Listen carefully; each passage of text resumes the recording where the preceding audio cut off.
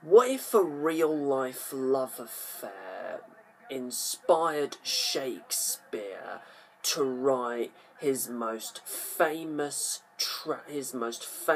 romantic tragedy, Romeo and Juliet? Just saying.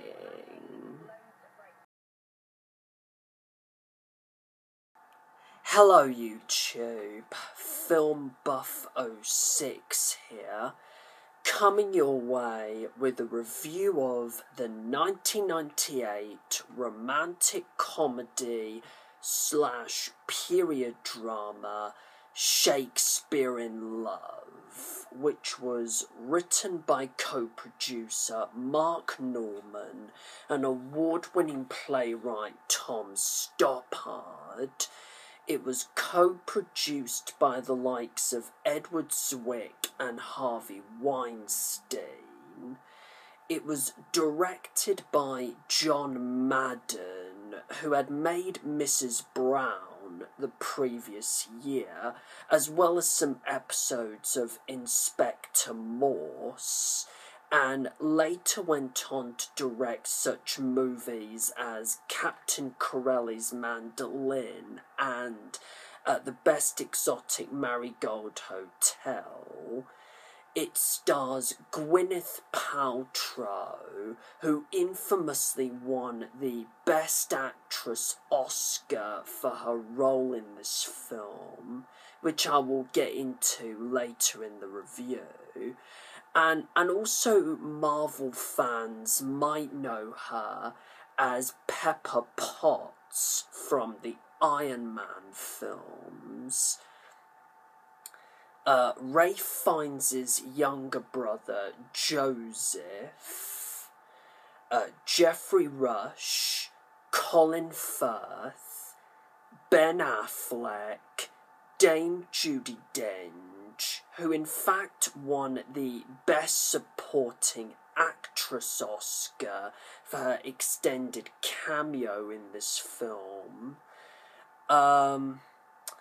Simon Callow, who of course is best known to most Whovians for his role as Charles Dickens in both the Series 1 episode, The Unquiet Dead, and a cameo in the Series 6 finale, The Wedding of River Song. Yeah, anyways, Doc Martin himself, Martin Clunes, Jim Carter, Imelda Staunton, Tom Wilkinson, aka Carmine Falcone from Batman Begins, Rupert Everett as Shakespeare's rival Christopher Marlowe, and Mark Williams, aka Arthur Weasley from the Harry Potter films, and Brian Williams, Rory's father, from Doctor Who. And it also inspired a West End stage version, which opened at the Noel Coward Theatre on the 23rd of July last year.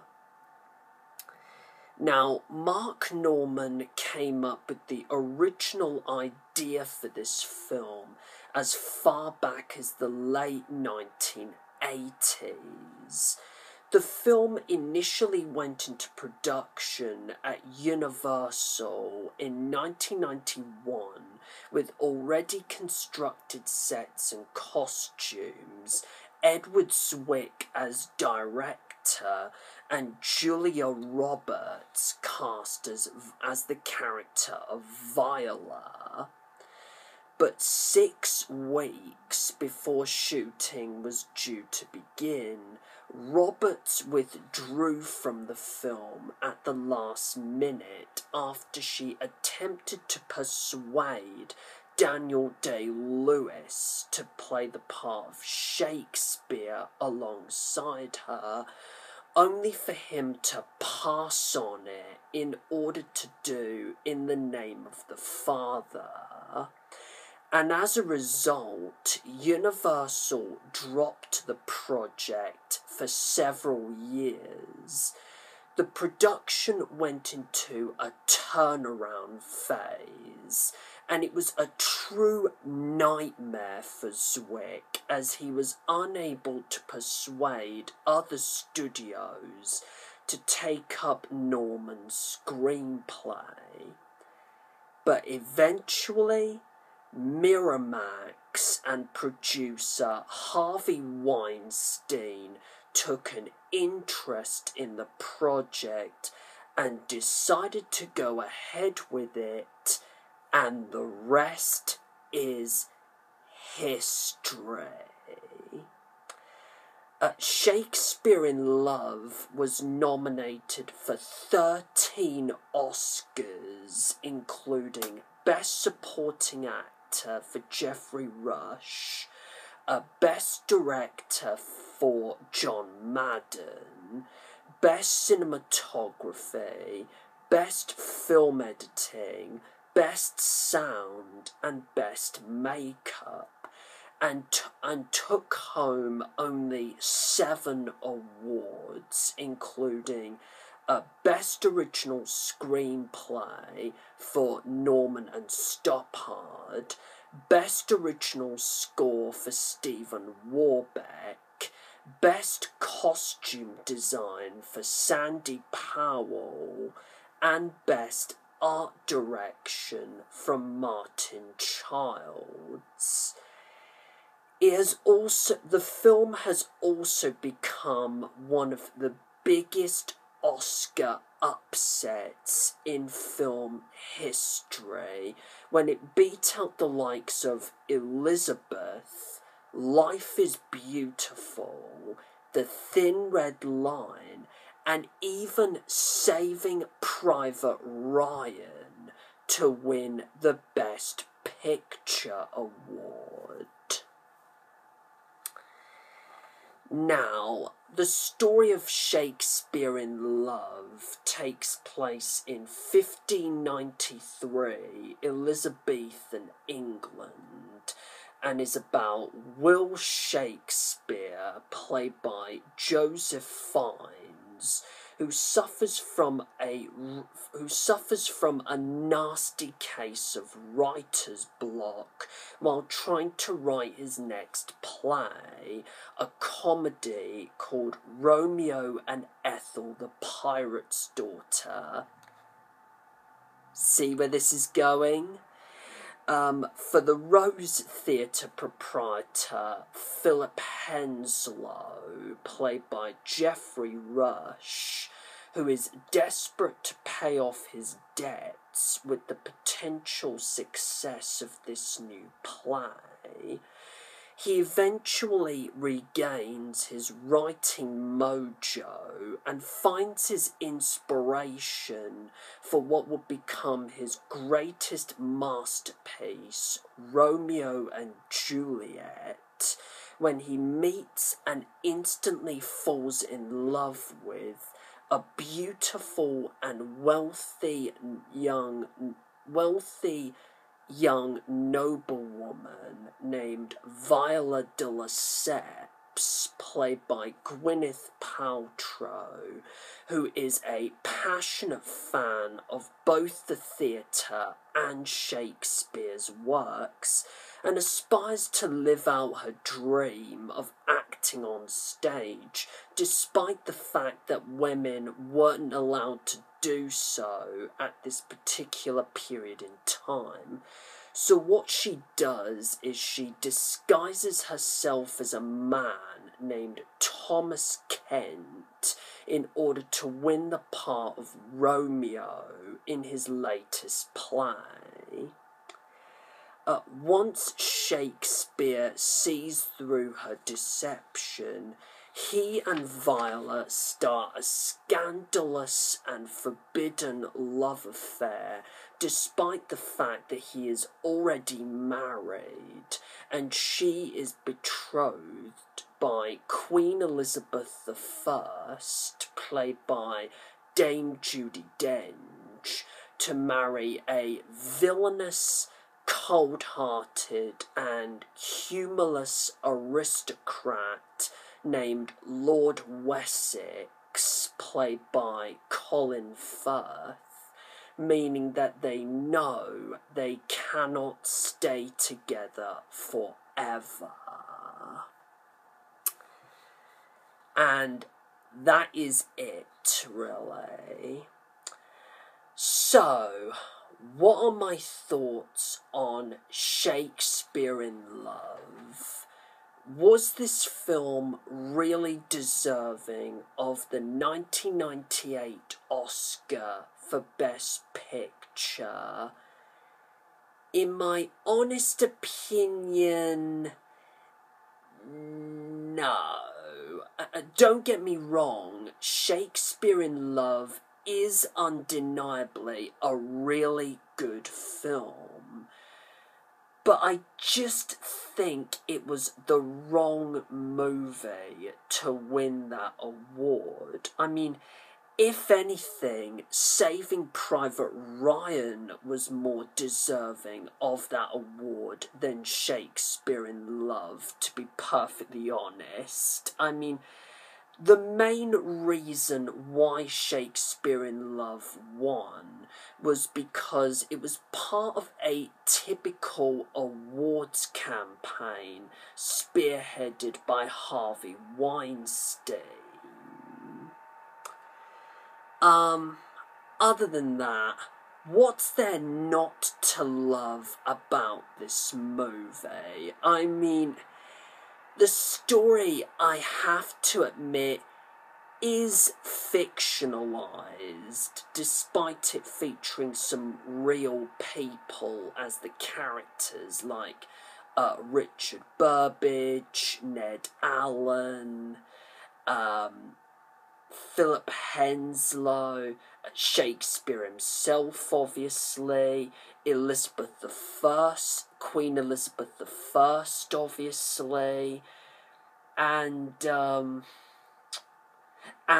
Christopher Marlowe. But I love that it is executed in a way that makes you believe that. But I love that it is executed in a way that makes you believe that this could have actually really happened while Shakespeare himself was writing Romeo and Juliet and the beginning of Twelfth Night. The body swap, the gender swap comedy. It also very much reminds me of the film, very much, especially recently, of the film Saving Mr. Banks, which was about the creation of Disney's Mary Poppins.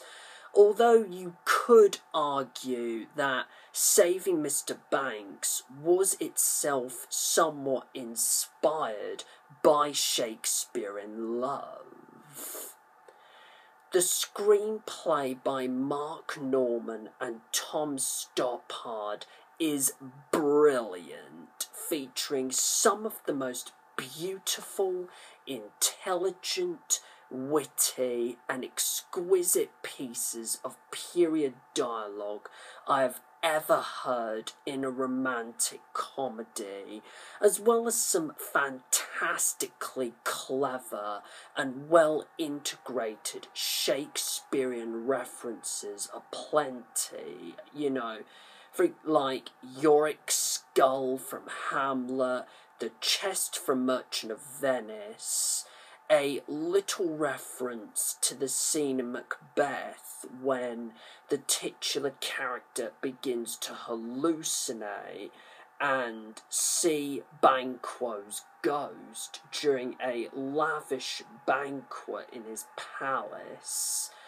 The story itself having almost similar parallels to Romeo and Juliet, Viola disguising herself as Thomas Kent, being of course similar to what the main heroine does in Twelfth Night, a Puritan priest preaching Mercutio's famous final words, "A plague on both your houses," at the start, a reenactment of the opening to Twelfth Night, stroke the Tempest at the end, etc. The editing and cinematography is faultless. The costumes as well as the production design is superb, and you could tell that there is an impressively meticulous attention to detail in terms of capturing the time period and being as visually accurate to Elizabethan England as possible. The music by Stephen Warbeck, especially the theme, the da da da da da da da da da da da da da da da da da da. That is, it's just gorgeous and just really uplifting in the best possible way.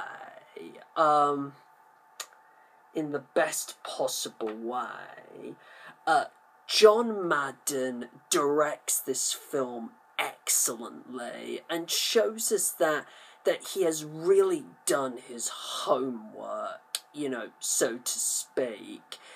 He has really done his homework, and he has a huge amount of knowledge and respect, of in-depth knowledge and respect for the subject matter. But the best part about this movie are the performances. The supporting cast, including Martin Clunes, Simon Callow, Imelda Staunton, Rupert Everett, Marc Williams and Tom Wilkinson, do great jobs with their roles. Heck, even Ben Affleck manages to deliver a solid performance. Colin Firth shines in I think what must have been one of his first villain roles. I could be wrong there. But Geoffrey Rush is hilarious as Henslow, and most of the comedy in the film comes from his character. Dame Judi Dench is as always superb as Queen Elizabeth I, and manages to dominate her few scenes with such presence and dignity. Joseph Fiennes gives one of the most underrated performances of his career and does a brilliant job of capturing the human and more likeable side of Shakespeare, which makes it odd and a shame, really, that the Academy decided to snub him for a Best Actor nomination. And the chemistry between him and Gwyneth Paltrow is in a way what carries the movie and is at the overall heart of it. Speaking of Gwyneth Paltrow, she steals the show here and does a phenomenal job with playing not one, but really 4 different characters rolled up into one. Viola as the young noblewoman, Viola as Thomas Kent the actor, Viola as Romeo, and finally Viola as Juliet. I mean, and she does a fantastic job with all 4 dual performances. I mean, no matter how infamous her acceptance speech may be, at the end of the day, she gives one of, if not the best performance of her career here, and she truly deserved that Best Actress Oscar for sure. Now, personally, I have only really 4 favourite scenes in the film. One is a loose reenactment of the iconic balcony scene from Romeo and Juliet, where Shakespeare is trying to meet up with and really court Viola, but he ends up accidentally giving Viola's nurse a huge fry. I mean, that was hilarious. Another one is the brilliantly choreographed sword fight between the 2 groups of actors in the playhouse that eventually becomes the inspiration for the Montague and Capulet feud in Romeo and Juliet. That was just awesome to see. As well as the sword fight between Shakespeare and Lord Wessex, that was a fantastic moment. And my final favourite scene is towards the end, when Romeo and Juliet is being officially acted out to the public. I mean, that was extremely powerful stuff, and being a Shakespeare fan myself, it really got me hooked and almost teary-eyed at the end. I especially love the fact that this movie doesn't go down the same route as the predictable and cliched romantic comedies we usually get nowadays, and that the 2 leads don't end up together at the end, which made for a really bittersweet and powerful ending, might I add.